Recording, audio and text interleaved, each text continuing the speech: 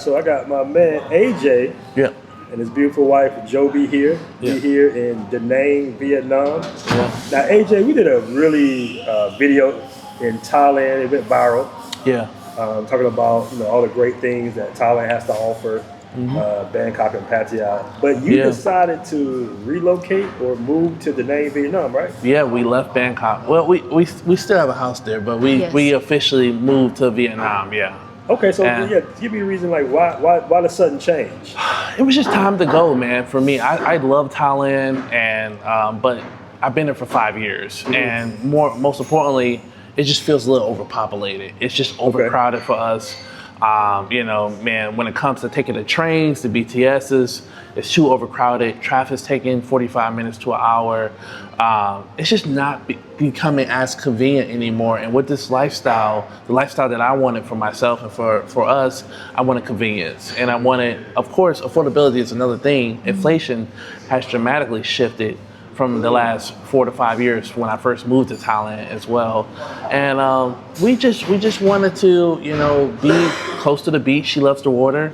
Yes. And we wanted a house. We found that it was extremely difficult to find affordable houses in Bangkok in more of the main attraction locations as well at the end of the day as well.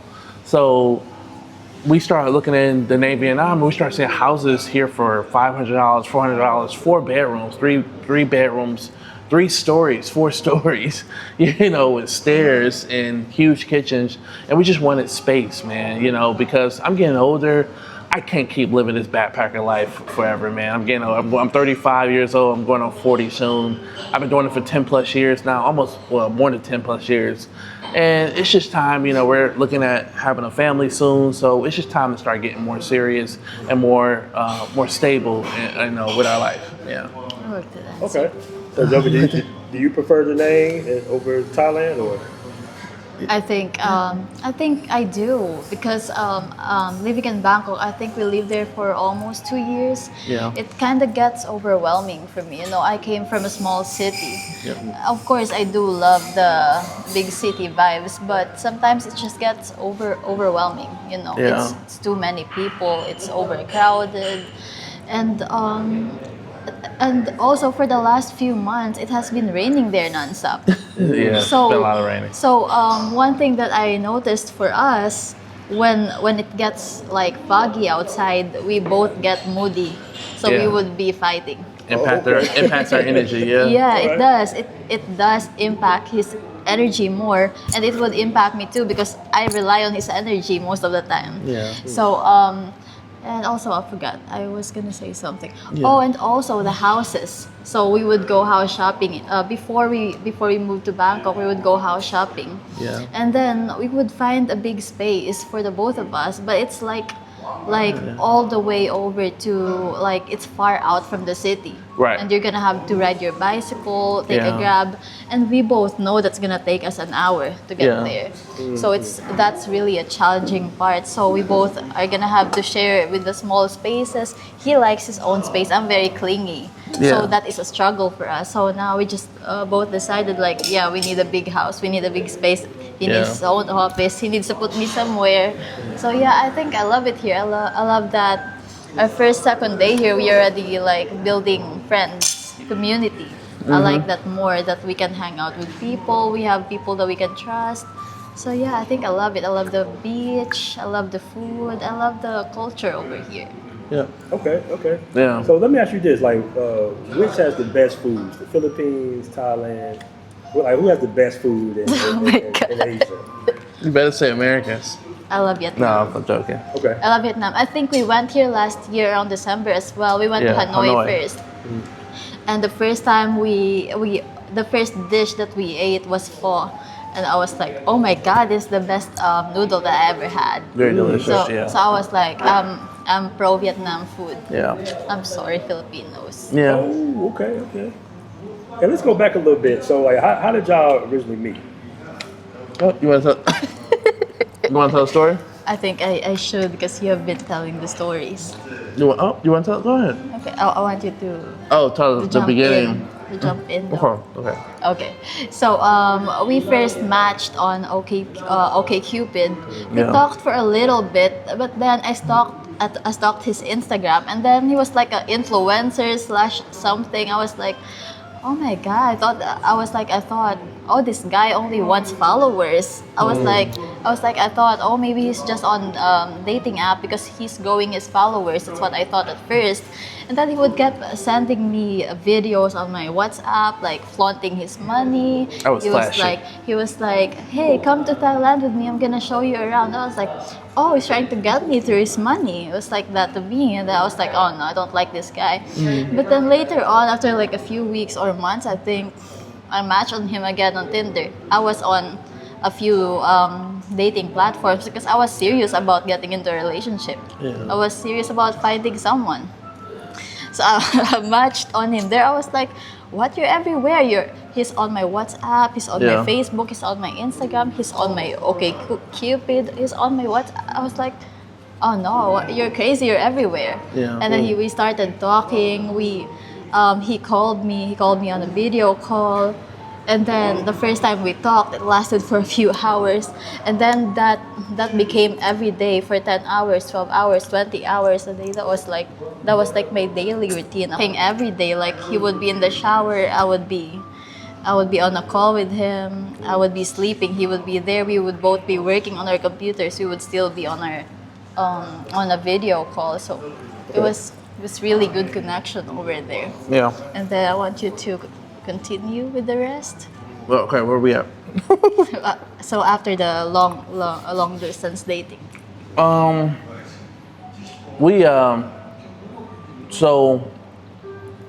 we dated for 4 months online, and then I decided to fly her over.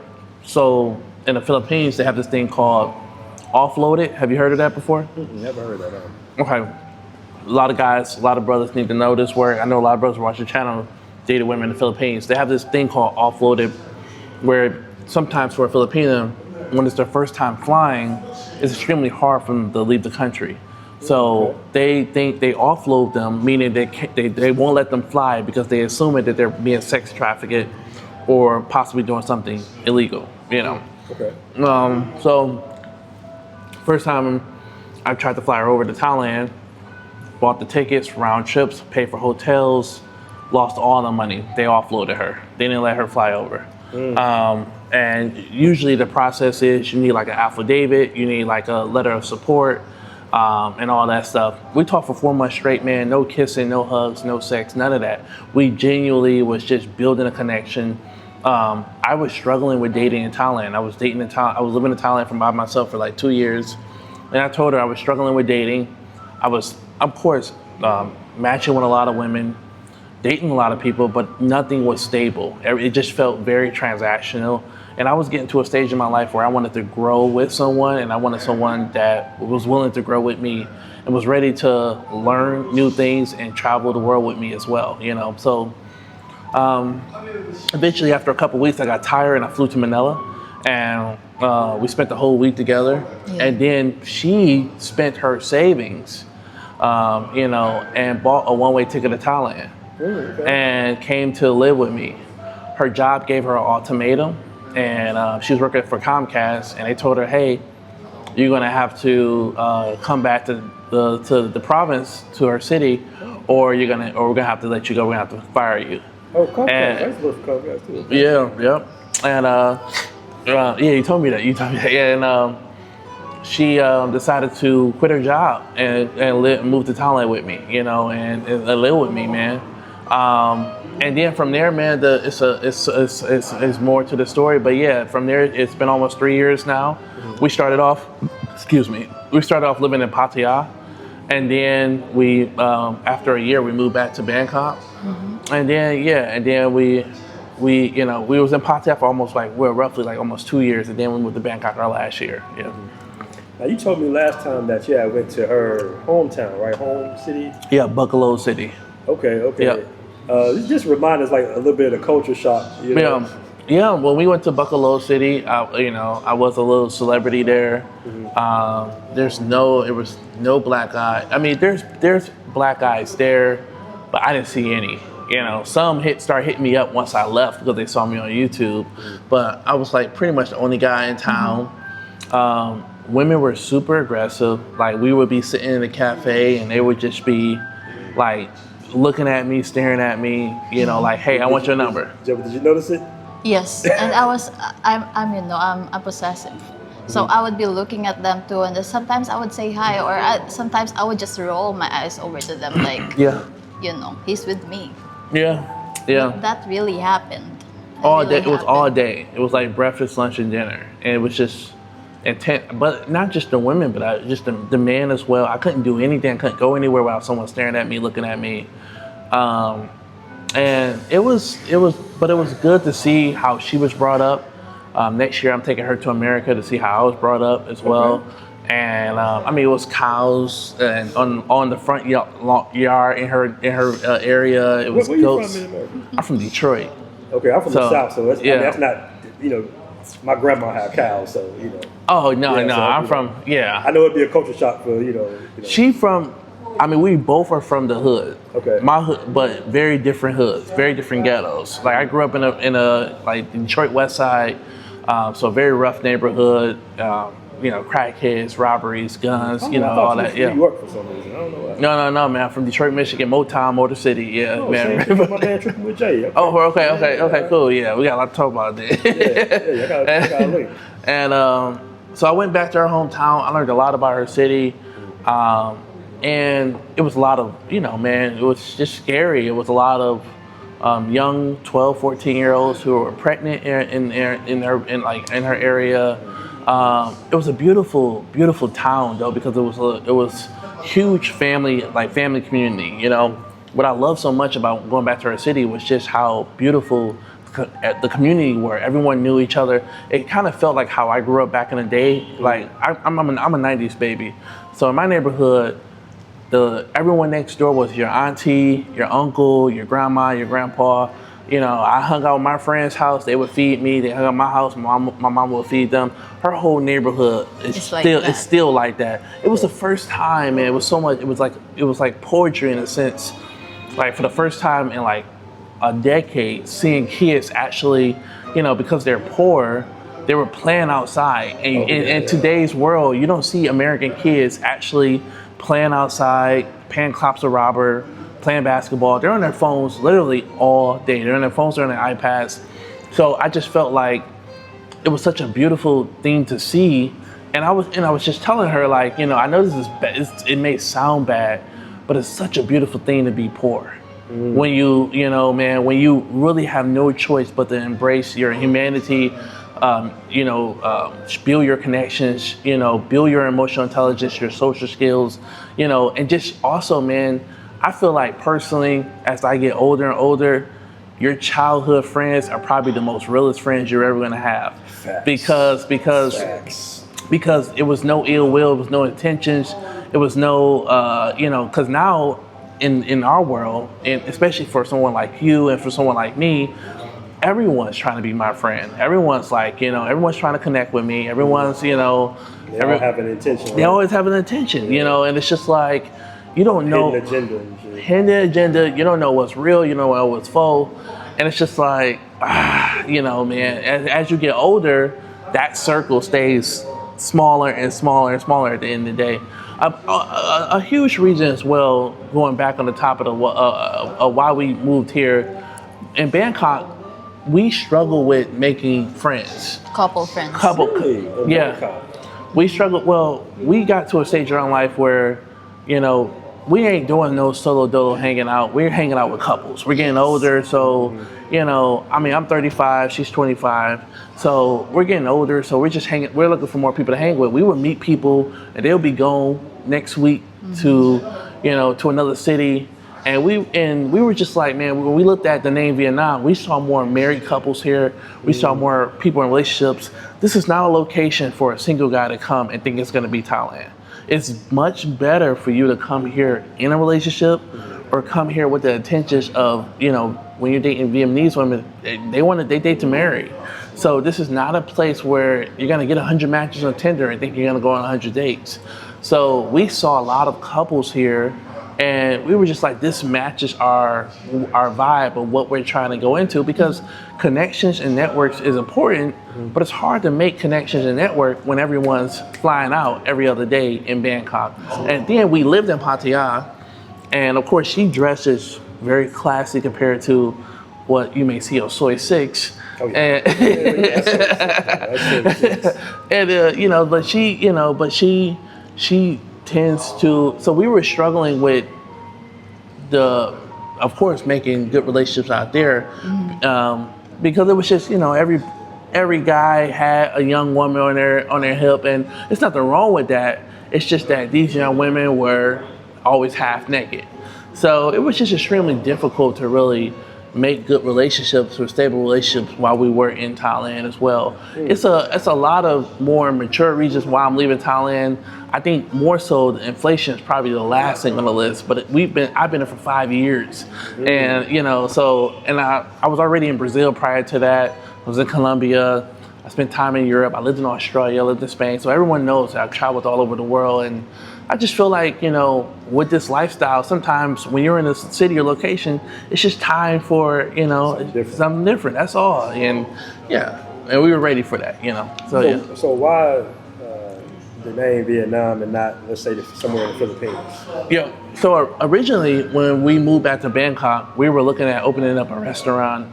I've been looking at setting my foot somewhere more stable. We started traveling around Bangkok looking for cafes, and we couldn't find the right location for the business. Yeah, we couldn't find. Yeah, so we were going to meet with business owners. We were going to Chinatown. We were going to Bangalore. We were going all over.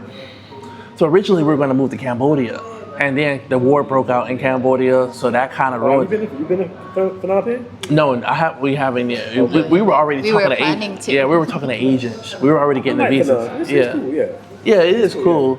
But we did a lot of research. But when the whole war thing broke out between Thailand and Cambodia, we just thought it wasn't the right timing, as that may impact us starting a new business, but also just impact, you know, the future of the economy next year as well. So we just thought that was off the list. Malaysia, we love Malaysia. We both been to Kuala Lumpur, but we just felt that it may be a little too strict for us, and we just didn't want to be in that type of environment just yet. We still haven't been talking about it, so. We still want to go there. We still want to go there, but it's just yeah.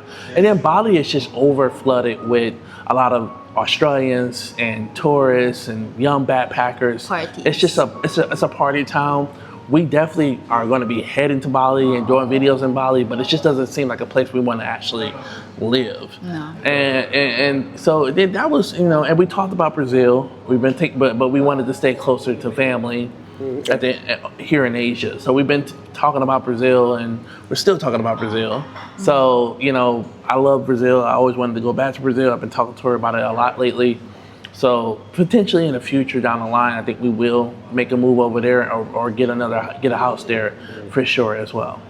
Yeah, I like Brazil, man. Oh yeah. Yeah, Brazil is cool. We just got a little too special. Bro. Yeah, I agree. So we've been at it for about 20 minutes. Anything else you guys want to mention? Well, I mean, we, I don't know, did you want to talk about what it's like for her dating an American? And, and then, you know, I know you mentioned how a lot of, I saw a YouTuber talk about how a lot of foreigner women are struggling with dating in Asia due to the perspective that they have on dating, you know, as well. But, you know, but Jolene has been raised as a, you know, more traditional woman, you know, in their culture when it comes to dating. But I don't know what. Yeah, we can start with that one. Yeah. So how is it dating an American or a Western guy? Oh, 1 second. Let me just go. Yeah. What does this question mean? Like, she means how is it dating an American versus dating a Filipino? You know, so what is it like dating an American, and then, or what is it also like dating a black guy, you know, compared to dating a Filipino or dating an Asian man, pretty much. Okay. Yep. So sweating. That's okay. You're doing good. Do you want to repeat your question, sir? Oh yeah. So how is it dating, an American? Oh, yes. For that, AJ is my first American boyfriend, so that was very challenging to me at first. I have to work on with my communication, the way I handle things. Sometimes can be very different on how American handle things. American people handle things like how you resolve conflicts like that. And also like as a short comparison between the American men from the Filipino men, they tend to be more dominant, and they tend to be more futuristic about for some people who wants to be in a serious relationship, they tend to lead more. American man. Yes, American man. And as for Filipino men, they could just be like, going with the flow Okay. type of sense. Like, they could still be 30 to 40 and still be living with their parents. So that's a huge difference. Yeah. So that's what I really like about dating AJ. Because I cannot really tell about other experiences. He is my only experience. And also, since he is a Black American, that make it more even challenging for me. You got to tell him a story about your mom. So, Yeah. when we started, talking on the phone, of course, all of my family in the house would see who I'm talking to. And then my mom would be like going to the camera, and she would be like, "Oh, you're talking to a Black guy?" And she was like using the N-word. But she didn't know it was offensive because they don't know it's offensive. yeah, it's normal to say there in our city. You would hear it a lot. It's very You normal. will see it a lot as well. Yeah, you would see it a lot as well, but they don't mean no bad thing because they just didn't know. So That's similar to Ties, because I think Ties say the word Negro too. Yeah. And that's the great thing. They don't say they say grow. So that's a huge difference as well. But So my mom told me like, make sure you know this person. Like you gotta be careful with them.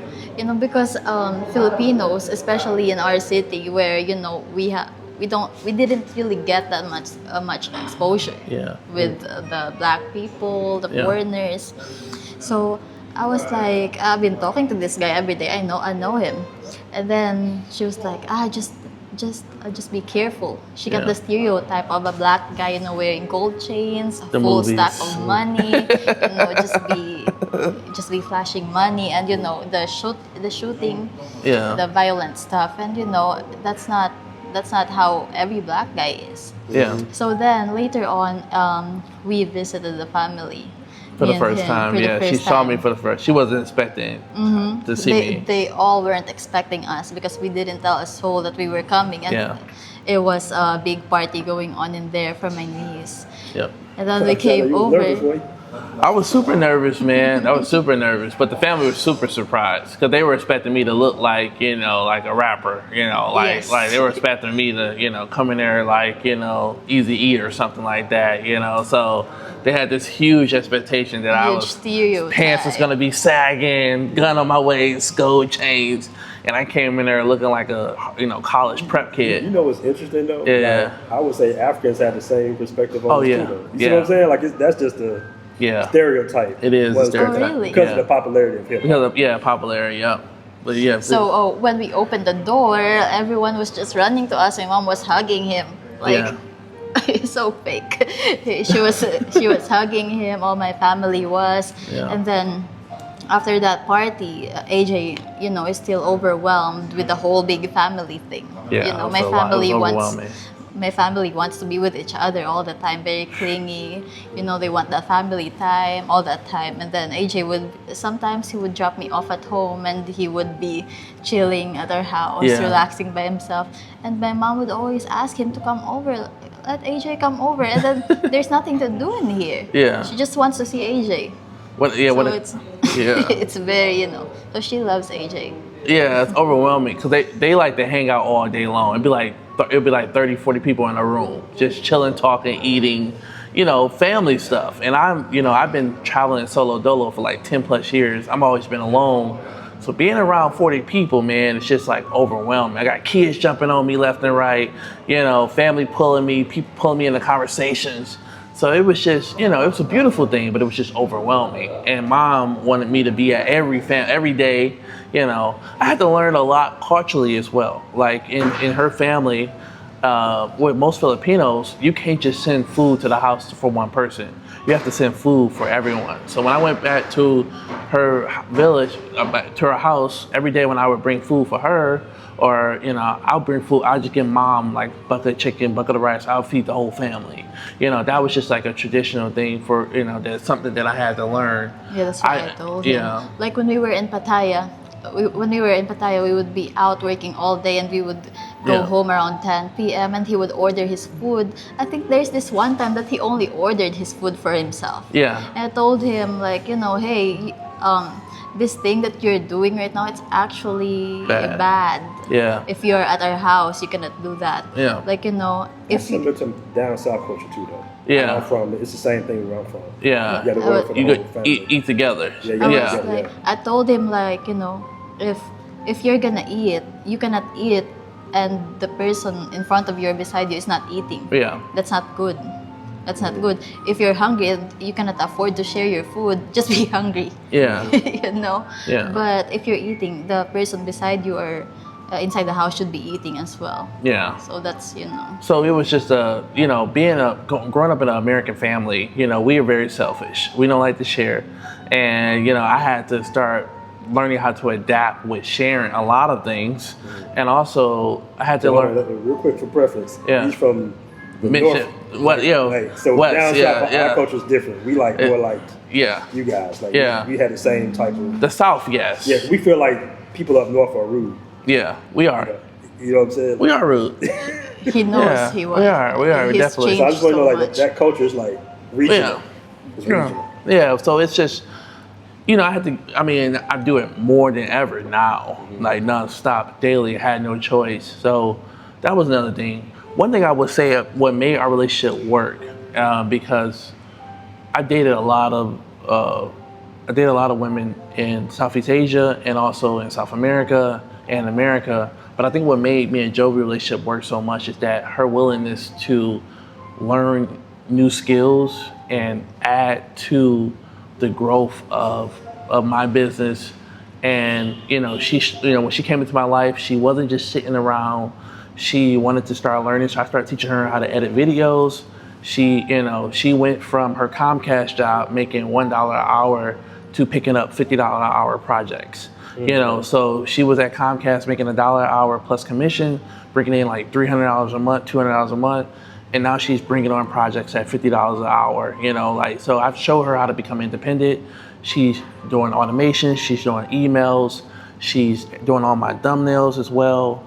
She really started adding value to our relationship, and she just didn't sit down on top of cooking, cleaning, and making sure she's presentable as well. So this was the first time I actually had a woman, come into my life who said, hey, I'm not just gonna sit around and just, be on the couch all day and, and just be pretty. I actually wanna work beside you and I wanna learn new skills. And at the moment we're looking at university, so we want to put her in school. So we are looking at enrolling her into a couple of salon classes and cosmetology classes, because I'm looking at opening up her salon soon. So we're just growing together, and that was important to me, especially with someone traveling the world with me. I don't really feel I'm a traditional man, but I want someone who wants to work besides me, who's not afraid to get their hands dirty. And she's never been afraid to, be by my side and work with me. I'm waking up at 5 a.m., she's up at 5 a.m. with me, and we're at the cafe, she got a laptop, I got a laptop, and we're both going at it and making things happen, which is really important, to highlight. It's just a beautiful thing as well, on top of that. What else? What else? I wanted to talk to you about what I love so much about. You're gonna have to do cuts, but yeah, it's good. He got my shirt. Also, what I love so much about Jolene is she doesn't really I'm really controlling about who she hangs out with. So her friends. If I tell her I don't feel comfortable with her hanging out with a friend, she cuts them off. Yeah, immediately. Immediately. So she had one friend that was, you know, accepting drinks from guys, or guys would approach him and that friend would entertain it. Joey would back away like, hey, I'm in a relationship. And she would come home and tell me immediately. And I was just like, hey, you can't be around people like that, you know, and she would immediately cut them off. And that was just something like really important to me as well, you know. I have access to her Instagram or Facebook, you know, she don't follow private accounts. She wakes up in the morning, she immediately cleans the house, she cooks, she gets ready for work, we go to the gym together. So she's just a really traditional, submissive woman. And, you know, man, that's what I love so much about her. I struggle with dating in America with so many women demanding so much more of me, but not willing to actually let me lead, you know, and that was a huge struggle as well. Okay, man. Yeah. Well, once again, that was a great interview, guys. Anything y'all want to say before we go? You know, I would just want to say, I guess, like, for guys who are looking to get into a relationship with a Filipina, I guess, you know, man, go my route. I know that it's, you know, traditionally most people want to fly over to the Philippines soon and start, you know, smashing everything they see. And, you know, and I think the route that I went, you know, man, was like one of the best things I ever did, man. I really got to know someone on a personal, emotional, spiritual level, you know, and we, like I said, we spoke for 4 months straight online, all day long, though. I'm talking morning, I'm calling her afternoon, nighttime, falling asleep on the phone with her, like, and it just helped strengthen our relationship to a whole nother level. I mean, and I think what I see a lot of brothers out here, I mean, man, it's so many situations where I just know, I know that they're not in a good situation. I know that their girls are not loyal. I know that their girls don't have the best interest for them, or not really looking out for them. And I think that it's important to find someone that has your back no matter what. You know, it's gonna be there, it's gonna be loyal to you, that's gonna, you know, man, because it's like, okay, I've seen brothers who got into bad health situations and the girls just wanted, they left, they walked away. And it's just like, who's gonna be there to, you know, and that's why it's important. What I love so much about my situation, I've taught Joveline how to run my whole operation. You know, everything I'm doing financially, she knows how to run the business from top to bottom. You know, God forbid, if anything was to ever happen to me, she could just run the business without me, or she could still take care of me if I like break a leg or something, and she could just still operate and run the whole company. She knows how to run my sales calls, she knows how to edit all my videos, how to do all my automations. So you know, these guys, when you're putting all this money, financial money into your partner, it's important to invest in their education, you know, or invest into their future. Don't just have them around the house, just, you know, just sitting around and not doing nothing. Or I mean, at least make sure they're traditional in the sense of giving you kids, dressing a certain way, being respectful as well, you know. But I think it's important to make sure you have someone that has your back, or at least make sure that they're a ride or die. I think that's extremely important as well, you know. So, yeah. All right, man. Yeah, man. Good interview. All right. Peace. Sounds good.